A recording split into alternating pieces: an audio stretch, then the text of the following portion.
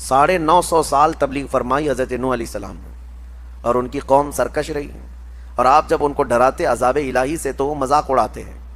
فَأْتِنَا بِمَا تَعِدُنَا، جس چیز کا تم وعدہ کرتے ہو لا کر کے دکھاؤ عذاب کیسا ہوتا ہے۔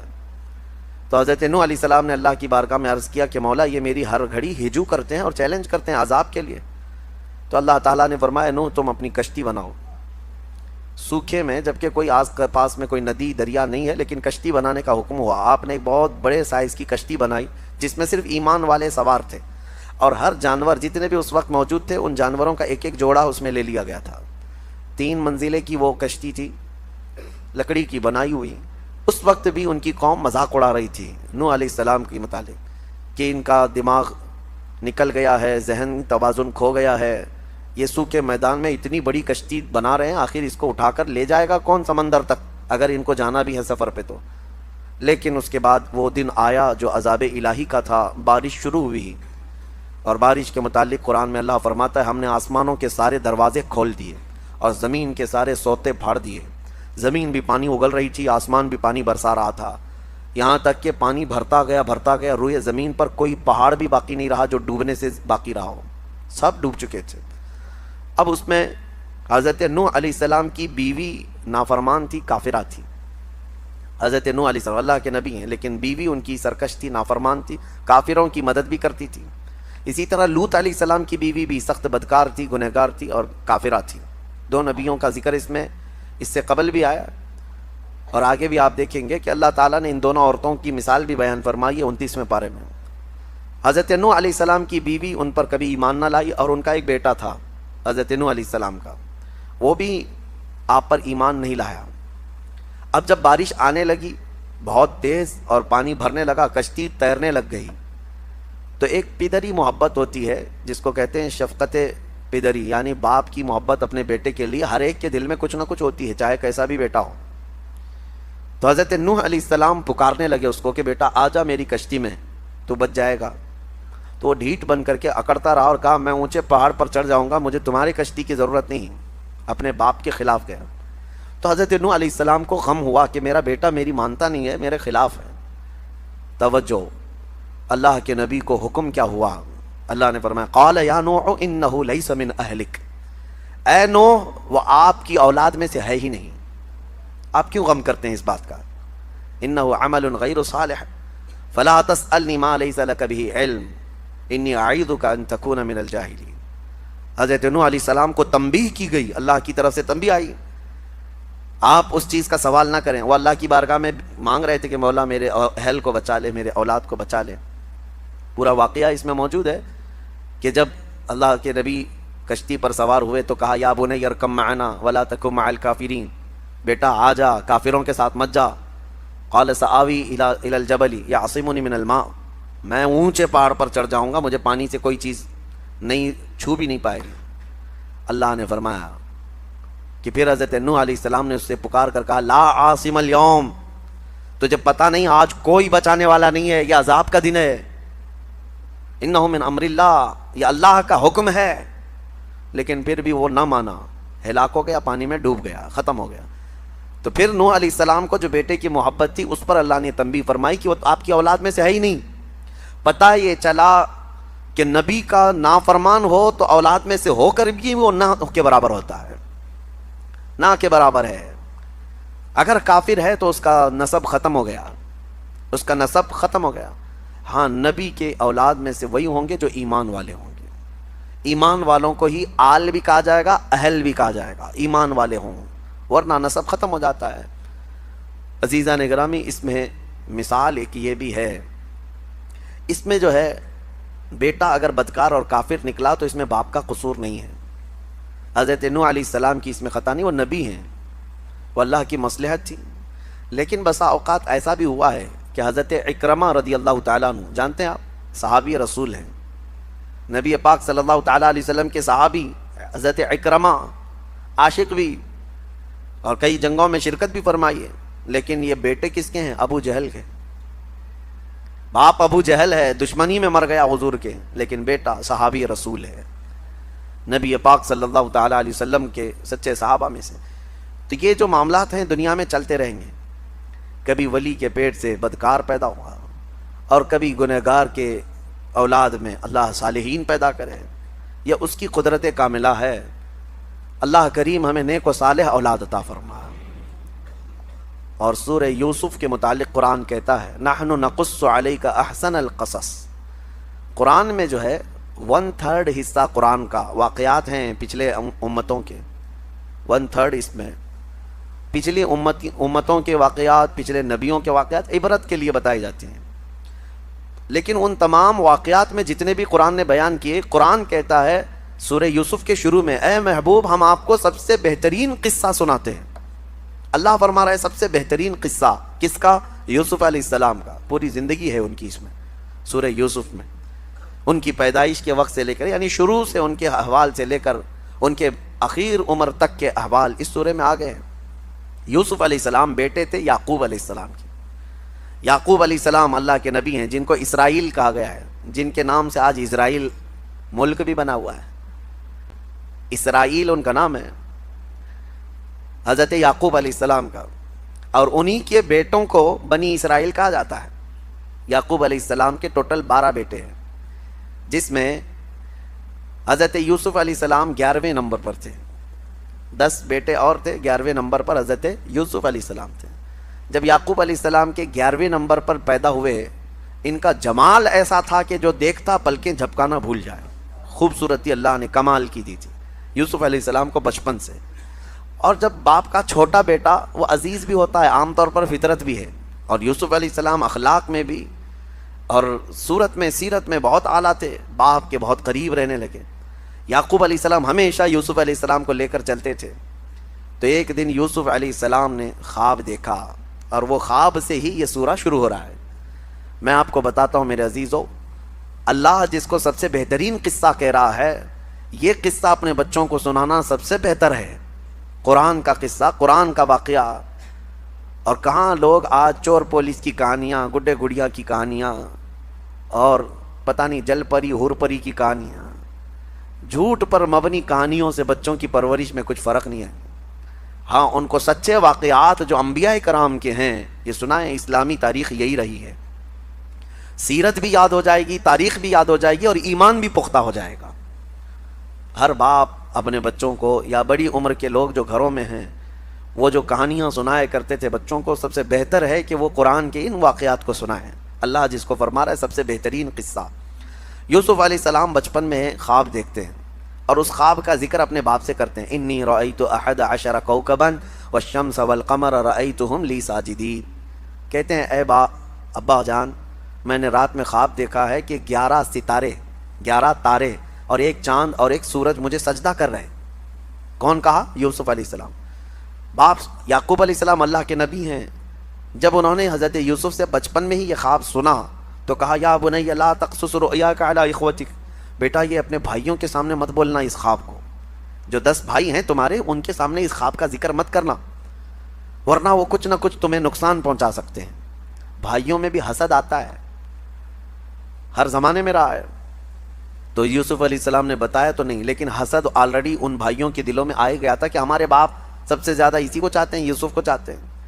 یعقوب علیہ السلام اللہ کے نبی صرف ایک چھوٹے سے علاقے میں نہیں، ان کا بڑا مقام تھا، ایک بڑی امت ہے ان کی پیروی کرتی۔ بیت المقدس یعقوب علیہ السلام جہاں آباد رہے، فلسطین جہاں ہے، تو بھائیوں میں یہ حسد رہا کہ یوسف علیہ السلام جو ہے یہی عزیز ہیں، جو کہتے ہیں نا سجادہ نشینی کی جنگ، دوڑ کہ باپ کے بعد میں بیٹھوں گا گدی پہ، باپ کے بعد میں رہوں گا۔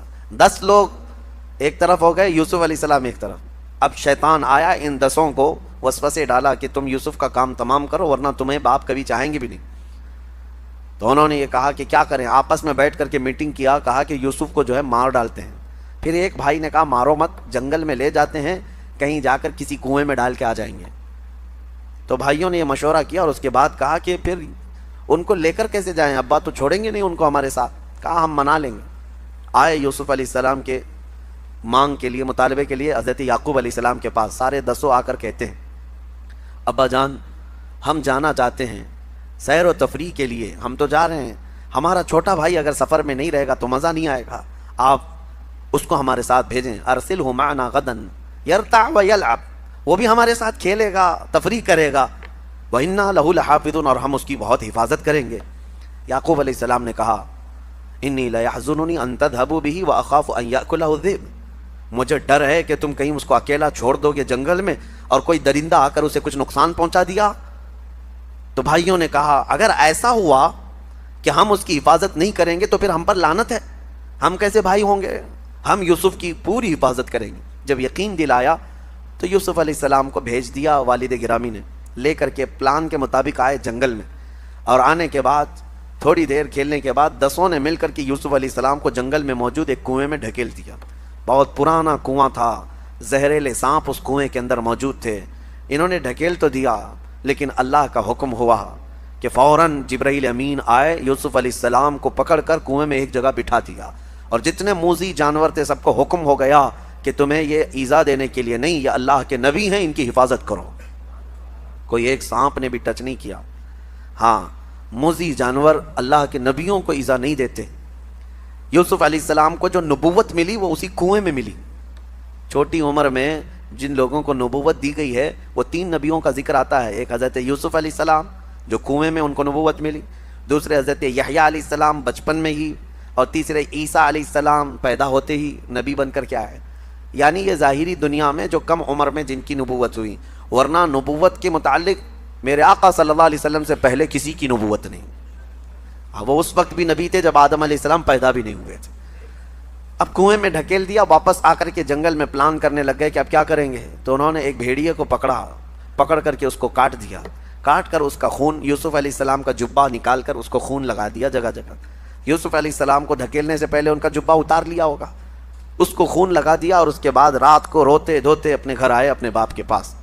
وَجَاءُوا عَلَىٰ قَمِيصِهِ بِدَمٍ كَذِبٍ، جھوٹے خون کے ساتھ آئے باپ کے پاس، اور پھر رونے لگے۔ قالوا یا ابانا انا ذهبنا ونستبق وتركنا يوسف عند متاعنا فاكله الذئب، ابا جان ہم کھیل رہے تھے، ہمارے سامان کے پاس یوسف کو بٹھائے تھے ہم، اور ہم کھیل میں مصروف تھے، اچانک ایک بھیڑیا آیا اور یوسف کو کھا گیا، لے چلا گیا۔ آپ کو یقین نہیں آئے گا، وما انت بمؤمن لنا، آپ ہم پر یقین نہیں کریں گے، ہمیں پتہ ہے، لیکن دیکھیے یہ ہم جبہ لے آئے ہیں۔ وجاءوا علی قمیصہ بدم کذب، یہ خون لگا ہوا ان کا قمیص ہے یوسف علیہ السلام۔ تو حضرت یعقوب علیہ السلام کہنے لگے مجھے پہلے سے معلوم تھا کہ اس طرح کا حادثہ ہو جائے گا، واللہ المستعان، اب اللہ ہی مددگار ہے، فصبر جمیل، صبر سب سے بہتر ہے۔ یوسف علیہ السلام کے جانے کے بعد یعقوب علیہ السلام ان کے غم میں بہت روئے، اپنے بیٹے کی یاد میں روتے روتے ان کی آنکھیں چلی گئیں، بینائی ختم ہوئی یعقوب علیہ السلام کی۔ اب انہوں نے جو کام کیا صرف حسد کے مارے کیا، اپنے بھائی کو کنویں میں ڈال دیا۔ یاد رکھیں میرے آقا صلی اللہ علیہ وسلم کی حدیث ہے، من حفر لأخیہ حفر اللہ لہ، جو اپنے بھائی کے لیے کنواں کھودتا ہے اللہ اس کے لیے کنواں کھودتا ہے۔ ہاں، یہ صرف یوسف علیہ السلام کے بھائیوں کے ساتھ ہی نہیں ہوا، آج بھی یہ فارمولہ ہے، اگر آپ کسی کے لیے گڑھا کھود رہے ہیں اللہ آپ کے لیے کوئی گڑھا تیار فرمائے گا جس میں تم بھی جا کے گرو گے۔ کسی مسلمان کو پھنسانے کی کوشش کرنا یہ گڑھا کھودنا ہے، کسی مسلمان کو کہیں گرانے کی کوشش کرنا یہ اس کے لیے گڑھا کھودنے کی طرح ہے۔ یہ فارمولہ آج بھی چلے گا اور قیامت تک چلے گا کہ جو اپنے بھائی کے لیے گڑھا کھودتا ہے اللہ اس کے لیے گڑھا تیار فرماتا ہے۔ اب یہ آئے حضرت یعقوب علیہ السلام نے یہ کام کس کے لیے کیے تھے؟ کس لیے کیے تھے کہ یوسف ہٹ جائے گا تو ہم باپ کے قریب ہو جائیں گے۔ الٹا ہو گیا، یعقوب علیہ السلام نے ان 10 کو دور کر دیا، کہا کہ تم میرے قریب بھی مت آنا آج کے بعد۔ کام کس کے لیے کیے تھے؟ قریب ہونے کے لیے، لیکن یہ چال الٹی پڑ گئی، یعقوب علیہ السلام ہمیشہ کے لیے ان کو دور کر دیے، تم دور ہو جاؤ سب کے سب۔ اب یہ معاملہ چلتا رہا۔ اب قرآن میں اللہ فرماتا ہے ایک قافلہ گزر رہا تھا اس جنگل سے، اس قافلے نے وہاں پڑاؤ کیا تھا، قافلہ یہ مصر جا رہا تھا۔ قافلے میں سے کسی نے پانی لانے کے لیے کنواں تلاشا اور کنواں قریب میں تھا، ڈول ڈالا، تو ڈول ڈالتے ہی حضرت یوسف علیہ السلام اس ڈول کو پکڑ کر کے اوپر آ گئے، کنویں کے اوپر آ گئے۔ اللہ تعالیٰ جس کو جہاں چاہے محفوظ رکھے، جہاں چاہے لے جائے۔ میں آپ کو یوسف علیہ السلام کا یہ واقعہ بتاتا ہوں، ان کا سفر دیکھیں کہاں سے شروع ہوا، کہاں سے شروع ہوا۔ حاسدین کے شکار ہوتے رہے، لیکن سفر بڑا لمبا ہے یوسف علیہ السلام کا۔ اس کے بعد اس قافلے والوں نے جب دیکھا حسین و جمیل خوبصورت بچہ ہمارے پاس آیا ہے، تو لے کر کے قافلے کے امیر کے پاس لائے، کہا کہ یہ تو فرشتہ معلوم ہوتا ہے، ظاہر سی بات ہے وہ حسن و جمال ان کا ایسا تھا کہ کوئی انسان ان کی طرح دکھتا نہیں تھا، بہت حسین و جمیل. کہا یہ فرشتہ معلوم ہوتا ہے. قافلے والوں نے ساتھ لے لیا، اور جب وہ راستے سے چلتے تو جہاں سے چلتے لوگ ان کو دیکھنے کے لیے بھیڑ لگاتے. جب مصر پہنچے تو قافلے کے امیر نے یہ سوچا کہ مفت میں کیوں دکھاؤں، پیسے لے کر کے دکھاؤں گا. اس نے ریٹ لگایا، روزانہ جس کو بھی دیکھنا ہے یوسف کو 1 درہم دے گا اور دیکھ کر کے جائے. دوپہر کے بعد 10 درہم لینے لگا، شام کے بعد 100 درہم لینے لگا. کمایا، خوب کمایا. کس کو؟ صرف حضرت یوسف علیہ السلام کو دکھا کر. مصر کے بازار میں یوسف علیہ السلام کا حسن دیکھنے کے لیے لوگوں کی بھیڑ تھی. جب خبر پھیل گئی بڑے بڑے امیر بھی وہاں آئے. اب لوگوں نے دوسرے دن ان کے بیچنے کی بات شروع ہو گئی. بولی لگا دیا اس نے، قافلے کے امیر نے، کہ جس کو خریدنا ہے میرے پاس سے اس کو خریدے. بڑے بڑے پیسے والے یہ چاہتے تھے کہ یہ خرید کر کے اس نوجوان کو ہم اپنے پاس رکھ لیں. اور عزیز مصر، اس وقت جو مصر کا حاکم تھا اس کو عزیز مصر کہا جاتا ہے، اس کی بیوی زلیخا، تاریخ میں ان کا نام موجود ہے. عزیز مصر کی بیوی زلیخا یہ دیکھتے ہی اس قدر فدا ہو گئی کہ یہ نوجوان کو لے کر کے چلیں.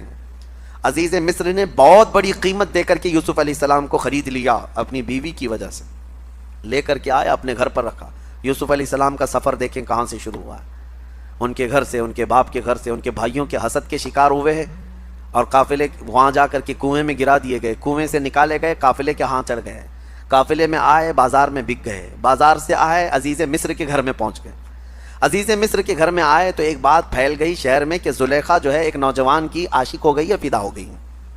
یہ باتیں عورتوں میں بہت پھیلنے لگیں. تو زلیخا نے کیا کیا کہ ان عورتوں نے دیکھا نہیں یوسف کو، اس لیے اس طرح کی باتیں بنا رہی ہیں. سب عورتوں کو ایک دن دعوت میں بلایا اور کہا آ جاؤ میں تمہیں یوسف دکھاتی ہوں.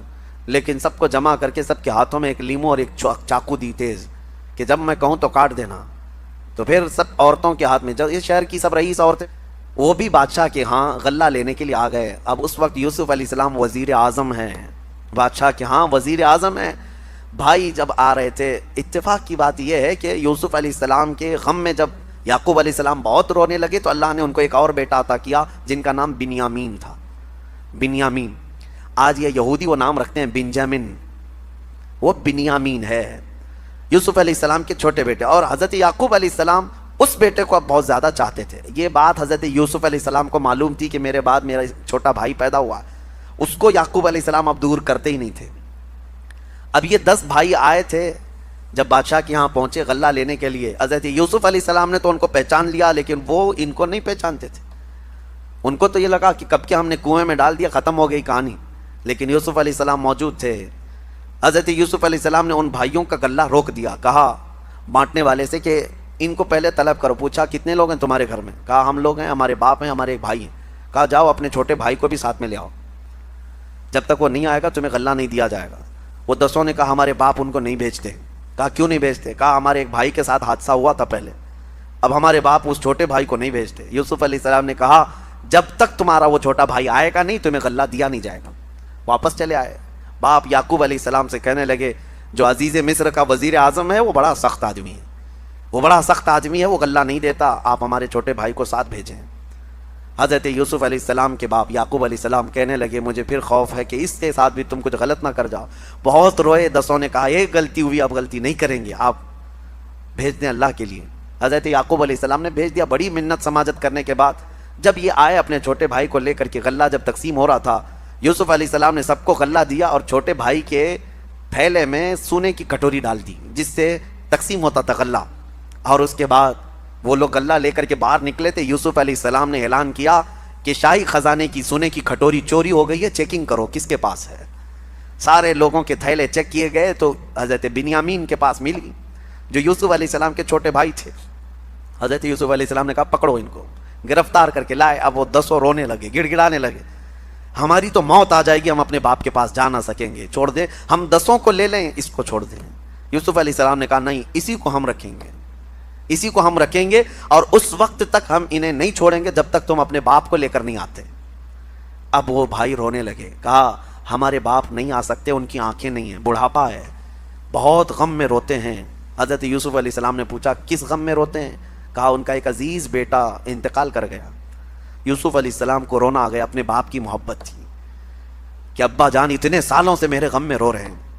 پھر حضرت یوسف علیہ السلام نے اپنا جبہ اتارا اور کہا ان بھائیوں کے ہاتھ میں دیا, کہا جانا اپنے باپ کے پاس اس جبے کو دے دینا, وہ آئیں گے, یہ جبہ لے کر کے ضرور آئیں گے, جاؤ. یہ 10 یوسف علیہ السلام کا جبہ لے کر چلنے لگے. اس وقت تک بھائیوں کو نہیں معلوم یہ یوسف ہے. جب وہ لے کر کے چلنے لگے, سنو قرآن کہتا ہے فلما ان جاء البشیر, نہیں بلکہ یعقوب علیہ السلام کہتے ہیں انی لاجد ریح یوسف لولا ان تفندون.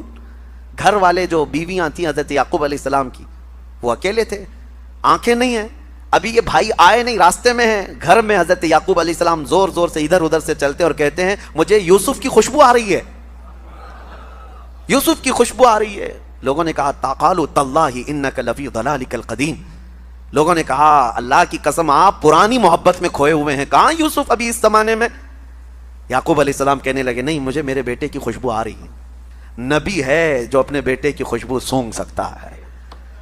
اور جب وہ جبہ لے کر کے بھائی پہنچے تو قرآن میں القاہ علی وجہہ, بھائیوں نے وہ جبہ لا کر یعقوب علیہ السلام کے منہ پر ڈال دیا. اللہ فرماتا ہے فرتد بصیرا, ان کی کھوئی ہوئی بینائی واپس آ گئی, آنکھیں واپس آ گئی, وہ دیکھنے لگ گئے. اللہ اکبر. قرآن کی آیتیں شاہد ہیں, ایک نبی کا جبہ دوسرے نبی کی آنکھیں لا رہا ہے, ایک نبی کا جبہ دوسرے نبی کو فائدہ دے رہا ہے, تو پھر نبی کا منہ مبارک امتی کو کیوں نہیں فائدہ دے سکتا؟ نبی کے قدم جہاں پر لگے وہ مٹی ہمارے لیے شفا کیوں نہیں ہو سکتی؟ یقیناً شفا ہے. یہ اپنے اپنے عقیدے کی بات ہے اور اپنے اپنے محبت کی بات ہے. وہ قرآن تو پڑھتے ہیں, شاید یہ آیت کھا جاتے ہوں گے. پوچھو ان کو یعقوب علیہ السلام کی آنکھیں واپس کیسے آئی تھی؟ وہ جبہ یوسف سے آئی تھی, جبہ یوسف سے آئی تھی. بہرحال یعقوب علیہ السلام چل کر کے آئے بھائیوں کے ساتھ. کتنے لوگ ہیں آپ؟ 10 بیٹے یعقوب علیہ السلام کے, اور حضرت یعقوب علیہ السلام. ایک بیٹے تو وہاں گرفتار ہیں, بنیامین. اب جب پہنچے, مصر پہنچے, تو یعقوب علیہ السلام کے استقبال کے لیے یوسف علیہ السلام بادشاہ کے ساتھ خود باہر آئے. جب یعقوب علیہ السلام آئے, یوسف علیہ السلام کو دیکھا, وہ جمال جہاں آ رہا, اپنے بیٹے کو کیسے نہ پہچانتے. آپ نے کہا کہ اللہ نے یوسف کو میرے زندہ رکھا, یہ یوسف ہے.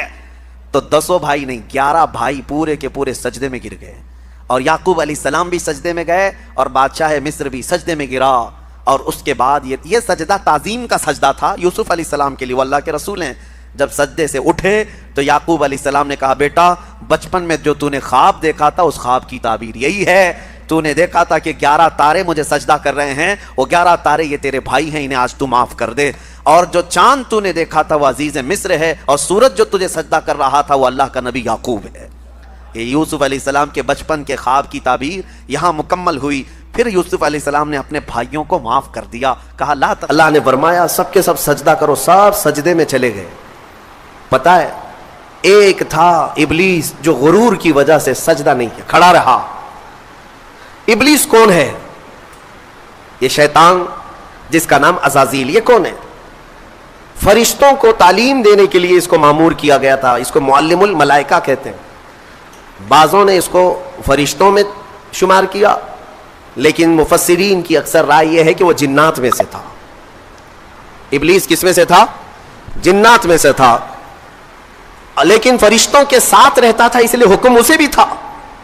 حالانکہ وہ اللہ کی بہت عبادت کیا ہے, بہت عبادت, اتنی عبادت کیا ہے کہ اس کے سجدے اگر زمین پر پھیلا دیے جائیں تو ایک رائی کے دانے کے برابر بھی جگہ خالی نہیں ہوگی. اتنے سجدے اللہ کے کر چکا, لیکن اس وقت سجدہ نہیں کیا. تو رب تعالیٰ نے سوال فرمایا, قال ما منعک الا تسجد اذ امرتک, تو سجدہ کیوں نہیں کیا جبکہ میں نے تجھے حکم دیا تھا.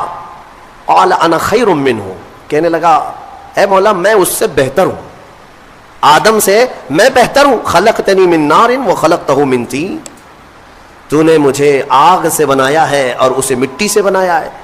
آگ بلند رہتی ہے, مٹی نیچے رہتی ہے, بلند آدمی نیچے والے کو سجدہ کیسے کرے؟ ہاں یہی غرور ہے. اب اس سے پتا چلا کہ کائنات کا سب سے پہلا گناہ وہ تکبر ہے, غرور, گھمنڈ, میں پن, کہ میں یہ ہوں اس کے سامنے کیوں جھکوں. یہ ابلیس کی یہیں سے خصلت شروع ہوئی. اللہ تعالیٰ نے فرمایا تو نے آدم کو دیکھا لیکن یہ نہیں دیکھا کہ حکم میرا تھا, حکم اللہ کا تھا. فاخرج منہا فانک رجیم, آج سے تو ہمارے دربار سے نکل جا, اس لیے کہ تو مردود ہو گیا. راندہ بارگاہ, ہمیشہ کے لیے اس کو مردود قرار دے دیا گیا. یہ واقعہ میں بتا رہا ہوں آپ کو, یہ آج سورہ اعراف کے شروع میں ہی آیا. تو ابلیس نے کہا اے اللہ تو نے مجھے نکال دیا اپنے دربار سے، فرشتوں کی جماعت سے، انظرنی الی یوم یبعثون، بس مجھے قیامت تک کی مہلت دے دے بس. رب تعالیٰ سے ڈائریکٹ چیلنج کر رہا ہے، اللہ سے چیلنج کر رہا ہے، مجھے تو ٹائم دے دے بس. کیا کرے گا؟ کہتا ہے قال رب بما اغویتنی لاقعدن لهم صراطک المستقیم، بس تو مجھے ٹائم دے دے، قیامت تک تیرے جتنے بندے آئیں گے میں سیدھے راستے پر بیٹھ جاؤں گا. ثم لآتینہم من بین ایدیہم ومن خلفہم وعن ایمانہم وعن شمائلہم ولا تجد اکثرہم شاکرین.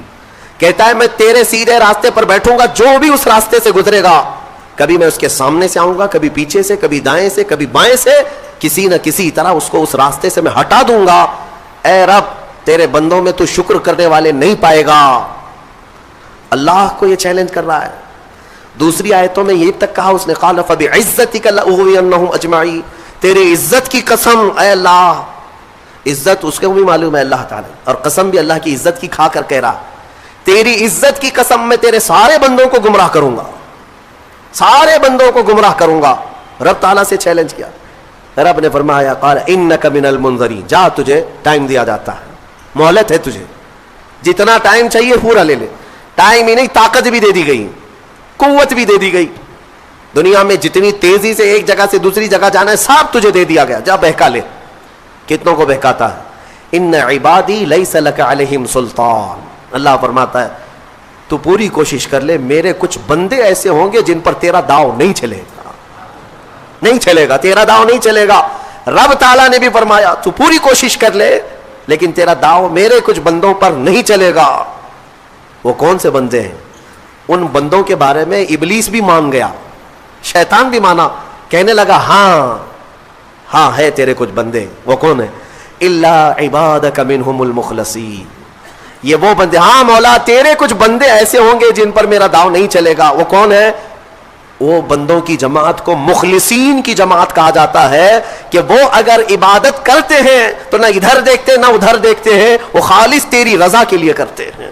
تو جو لوگ دنیا میں صرف اور صرف اللہ کی رضا کے لیے نیک کام کرتے ہیں، یقین کے ساتھ میں کہتا ہوں ان پر شیطان کا داؤ بھی نہیں چلے گا، شیطان ان لوگوں کو نہیں گمراہ کرے گا. مخلصین کی جماعت. مخلصین کون ہے میرے عزیزوں؟ دکھاوے کے لیے کرنے والے مخلصین نہیں، اپنے رب کی رضا کے لیے.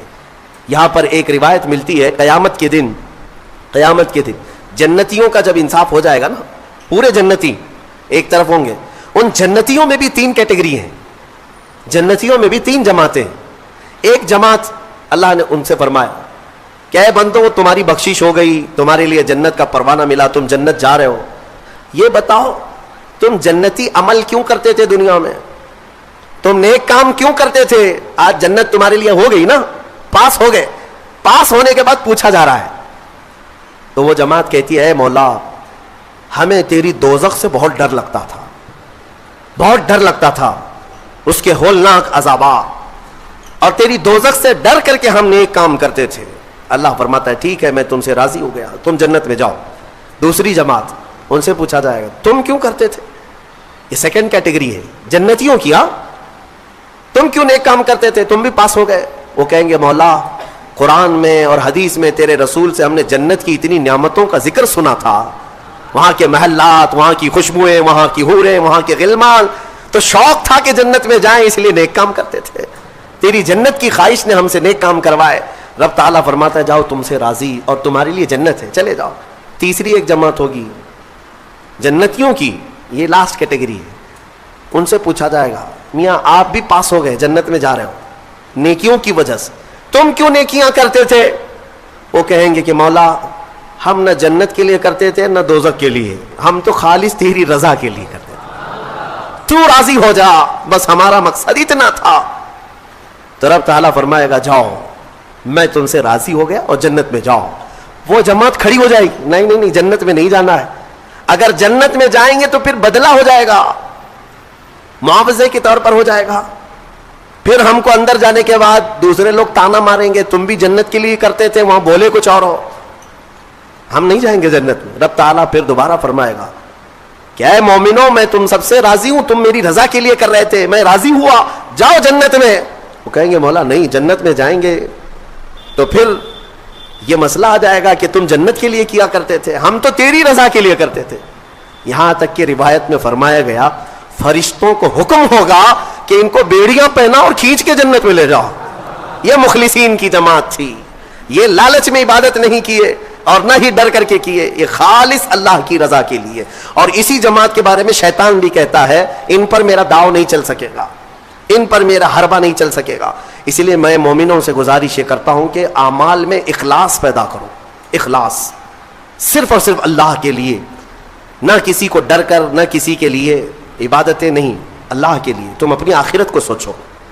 میں ایک بزرگ کے متعلق پڑھا تھا, 30 سال تک انہوں نے پہلی صف میں نماز ادا کی جماعت کے ساتھ, ایک نماز بھی نہیں چھوٹی, تکبیر اولا بھی نہیں چھوٹی. 30 سال تک, توجہ چاہتا ہوں, 30 سال تک ایک نماز میں ایک جماعت نہیں چھوٹی اور پہلی تکبیر بھی نہیں چھوٹی, پہلی صف میں کھڑے رہتے تھے. 30 سال کے بعد ایک دن مغرب میں آئے تو ایک رکعت ہو گئی. 30 سال کے بعد ایسا موقع آیا, پیچھے رہ گئے. تو پھر جب آئے دیکھا کہ صفیں تو لگ گئی ہیں, پیچھے جگہ مل رہی تھی, تو انہوں نے شرم کے مارے, ڈر کے مارے, سب لوگ کیا کہیں گے ابھی 30 سال سے جس کی جگہ پکی ہے آج تو ہے نہیں, چھوٹ گیا پیچھے, تو پیچھے سے ہی گھر چلے گئے. گھر چلے گئے, گھر میں جا کر نماز پڑھ لیا. عشاء میں اس ڈر سے نہیں آئے کہ سب لوگ سوال کریں گے مغرب میں کہاں تھے, کہاں تھے, کہاں تھے.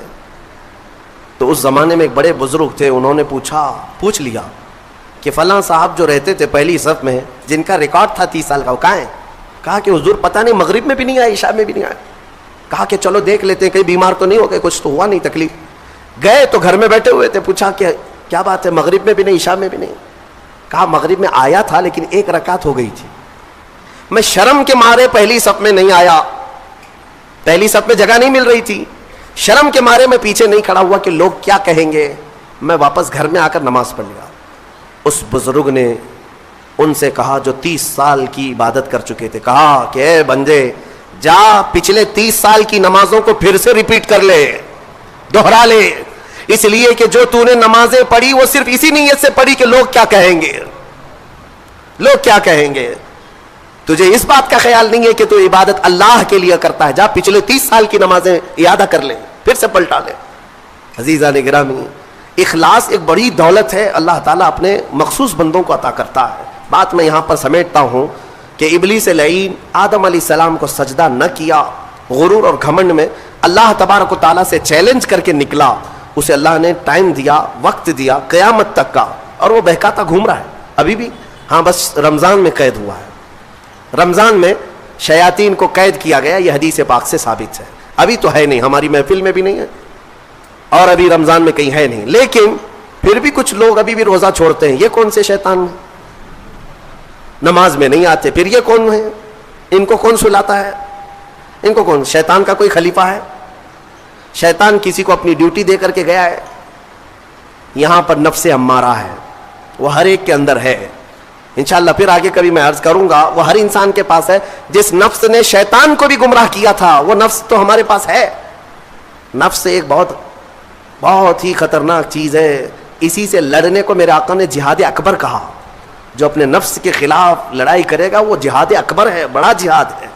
تو بہرحال آدم علیہ الصلوۃ والتسلیم کی پیدائش ہوئی اور آپ کو وہاں سے جنت میں رکھا گیا. اب یہاں پر کچھ باتیں مجھے عرض کرنی ہے, وہ یہی ہے کہ آدم علیہ السلام کو جب ساری چیزوں کے نام بتائے گئے اور سب کچھ علم دیا گیا اور پھر جنت میں رکھا گیا, جنت کیسی ہے, وہاں کسی چیز کی کمی ہے؟ کوئی چیز کی کمی نہیں, ساری نعمتیں ہیں. لیکن اس کے باوجود آدم علیہ السلام کو کچھ بے قراری تھی. کیوں؟ اس لیے کہ انسان جو ہے تنہا نہیں رہتا, انسان کو کوئی دوسرا انسان چاہیے. انس سے بنا ہے انسان, انس کہتے ہیں محبت کو, اس کے فطرت میں ہے یہ کھچاؤ, دوسرے کے ساتھ اس کا کھچاؤ ہے, لگاؤ ہے, دوست بناتا ہی ہے, اکیلا نہیں رہے گا انسان. تو آدم علیہ السلام کو جو یہ بے قراری تھی وہ تنہا ہونے کی. پھر ایک دن اللہ رب العزت نے ان کی بائیں پسلی سے کچھ حصہ نکالا اور اس سے ایک عورت کو بنایا گیا, وہ حضرت حوا تھی. ہاں اتنی بات میں آپ کو بتا دوں, آدم علیہ السلام کی پیدائش وہ کس جگہ ہوئی اللہ بہتر جانے, کوئی تو جگہ ہوگی, لیکن عورت کی پیدائش تو جنت کے اندر ہوئی. کہاں ہوئی ہے؟ جنت کے اندر ہوئی ہے. ہاں جنت میں پیدا ہوئی ہے عورت, یہ اس کا مقام ہے, اور یہ جنتی چیز ہے. اللہ تبارک و تعالیٰ نے اس میں جو خوبصورتی رکھی ہے عورت کے اندر, وہ جنت کی کشش ہے. جب حضرت آدم علیہ السلام حضرت حوا کو دیکھتے ہیں, آپ کو پتا ہے حضرت حوا دنیا کی سب سے خوبصورت عورتوں میں سے ایک ہے, سب سے خوبصورت تھی. آدم علیہ السلام ان کی طرف ہاتھ بڑھانے لگے. رب تعالیٰ کا حکم ہوا, آدم تمہارے لیے حلال نہیں, تم اس کا مہر ادا کرو, مہر ادا کرو. مہر دینا یہ جنتی قانون ہے, آج بھی ہمارے نکاح میں مہر رکھا جاتا ہے. آدم علیہ السلام نے عرض کیا کہ مولا میں یہاں کس چیز کا مالک ہوں, کیا چیز مہر میں دوں؟ رب تبارک و تعالیٰ نے فرمایا آدم تمہاری اولاد میں اخیر زمانے میں میرا ایک محبوب نبی پیدا ہوگا جس کو آسمانوں میں احمد, زمینوں میں محمد کہا جائے گا. آدم تم اس پر 20 بار درود بھیجو, یہ حوا کا مہر ہو جائے گا. شیخ عبدالحق محدث دہلوی رحمۃ اللہ علیہ نے بھی اس کو لکھا ہے, آپ اندازہ کرو ہماری ماں کا مہر درود پاک ہے. ہماری ماں ہمارے باپ کے لیے حلال ہوئی تو درود کے صدقے میں حلال ہوئی, اور جس کو درود سے چڑ ہے اسے سوچنا چاہیے کہ حلال ہونے کا طریقہ آدم علیہ السلام کے لیے حضرت حوا درود رکھا گیا. درود کے منکر تو کہاں جائے گا, کیا اپنے ماں باپ کے بارے میں شک کرے گا؟ آدم علیہ السلام اس کے بعد حضرت بی بی حوا کو چھوتے ہیں, دونوں مزے سے رہ رہے تھے. قرآن میں اللہ فرماتا یا آدم اسکن انت وزوجک الجنت فکلا منہا حیث شئتما. رب فرماتا ہے تم اور تمہاری بیوی جنت میں رہو, جو چاہے کھاتے رہو, جہاں سے من کرے کھاؤ. جنت میں گھومتے رہو, پھرتے رہو, ساری چیزیں تمہارے لیے اب حلال ہیں.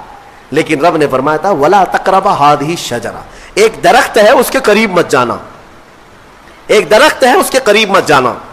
اللہ کی طرف سے منع تھا, وہ درخت کے قریب جانے کی ممانعت آئی تھی. تو ہوا کیا, ابلیس لعین جو بارگاہ سے مردود ہو گیا تھا, اب اس کی ڈیوٹی ہو گئی تھی کہ آدم علیہ السلام کو بہکائیں یا پھر ان کی ذریت کے خلاف کچھ نہ کچھ سازشیں کرتے رہے. اس کی ڈیوٹی ہو گئی تھی. اس وقت تک وہ فرشتوں میں بھی جاتا آتا تھا, جنت کے دروازے تک بھی پہنچتا تھا. روایات یہ بتاتی ہیں کہ ایک دن جنت کے قریب وہ گیا, آدم علیہ السلام اور حضرت حوا کو بلایا, کہا کہ تمہیں پتہ ہے اس درخت کے قریب جانے سے کیوں منع کیا گیا ہے؟ آدم علیہ السلام نے پوچھا کیا بات ہے؟ کہا اس درخت میں ایک پھل ہے, اگر تم کھا لو گے نا الا ان تکونا ملکین او تکونا من الخالدین, تم یا تو فرشتے بن جاؤ گے یا ہمیشہ جنتی بن جاؤ گے. ہاں اگر کھا لیے تو ہمیشہ کا ہو جائے گا, پکے ہو جاؤ گے. اس لیے تمہیں روکا گیا ہے, کھانے سے روکا گیا ہے کہ تم کنٹینیو نہ ہو جاؤ, یہاں پہ ہمیشہ کے نہ ہو جاؤ. آدم علیہ السلام اس کی باتوں میں نہیں آئے, لیکن اندر آنے کے بعد حضرت حوا بار بار کہنے لگی آدم علیہ السلام سے کہ ایک بار پھل کھا کے تو دیکھتے ہیں, کھا کر کے تو دیکھتے ہیں. حضرت آدم علیہ السلام نے منع کیا. رب تبارک و تعالیٰ نے قریب جانے سے منع کیا ہے, ولا تقربا هذه الشجرہ. اب یہاں پر شیطان نے ایک لاجک سکھائی, منطق. ہاں قریب جانے سے منع کیا نا, درخت کا پھل کھانے سے تھوڑی نہ منع کیا. تو حضرت بی بی حوا نے پھل توڑ کر کے آدم علیہ السلام کو بھی پیش کیا, خود بھی کھائی. جیسے ہی ان دونوں نے کھائے, قرآن میں اللہ فرماتا ہے دونوں کے کپڑے اتر گئے, لباس اتار لیا گیا, پورا کا پورا لباس اتار لیا گیا. جنت کے کچھ درختوں کے پتوں سے انہوں نے اپنا جسم چھپایا. پھر فوراً حکم آیا اللہ کا, قال اہبطوا, اتر جاؤ تم سب کے سب, تم سب اتر جاؤ جنت سے, زمین پر جاؤ. اس لیے کہ اللہ تعالیٰ نے جس چیز سے روکا تھا تم نے وہ کھا لیا. آدم علیہ السلام کو بھی اتارا گیا, بی بی حوا کو بھی اتارا گیا. جنت میں اور جنہوں نے ان کا تعاون کیا تھا سب کو اتارا گیا, زمین پر بھیج دیا گیا. اور پھر الگ الگ آدم علیہ السلام کو سرندیپ پہاڑ پر جو سری لنکا میں ہے آج, حضرت حوا کو جدہ میں سعودی عرب میں, اتنا لمبا فاصلہ, اور پوری بھری دنیا میں دو ہی لوگ ہیں اور ایک ادھر ایک ادھر. رب تبارک و تعالیٰ نے اتارا اور پھر یہ فرمایا ایک مدت تک تم کو زمین میں ٹھہرنا ہے اور پھر میری طرف لوٹ کر کے آنا ہے. آدم علیہ السلام اس بات پر روتے رہے, بہت روئے, تقریباً 350 سال روئے. سب سے زیادہ رونے والوں میں آدم علیہ السلام کا نام آتا ہے. پھر ایک دن ایسا ہوا کہ آدم علیہ السلام نے اللہ تعالیٰ کی بارگاہ میں یوں عرض کیا کہ جب میری آنکھ کھلی تھی سب سے پہلے حضرت آدم علیہ السلام کی روح ڈالی گئی, آنکھ کھلی تھی, تو سب سے پہلے آدم علیہ السلام کی نظر جس چیز پہ پڑی تھی وہ لا الہ الا اللہ محمد الرسول اللہ. اللہ تعالیٰ نے اپنے نام کے ساتھ ایک اور نام رکھا تھا. آدم علیہ السلام نے اللہ کی بارگاہ میں یوں عرض کیا کہ مولا, جس کا نام تو اپنے نام کے ساتھ آسمانوں میں رکھا, اس کے طفیل میری توبہ قبول فرما. فوراً رب تبارک و تعالیٰ نے جبرائیل امین کو بھیجا, جاؤ آدم کی توبہ قبول ہوئی, اس لیے کہ محبوب کا وسیلہ لیا گیا. ہاں, اسی لیے ہمارے امام بریلی کے تاجدار فرماتے ہیں, وہ جہنم میں گیا جو ان سے مستغنی ہوا, ہے خلیل اللہ کو حاجت رسول اللہ کی, ہے خلیل اللہ کو حاجت رسول اللہ کی, عرش حق ہے مسند رفعت رسول اللہ کی, دیکھنی ہے حشر میں عزت رسول اللہ کی. یہ اتنا ہی نہیں میرے عزیزوں, تمہیں کیا خبر, قیامت کے دن کے بارے میں بھی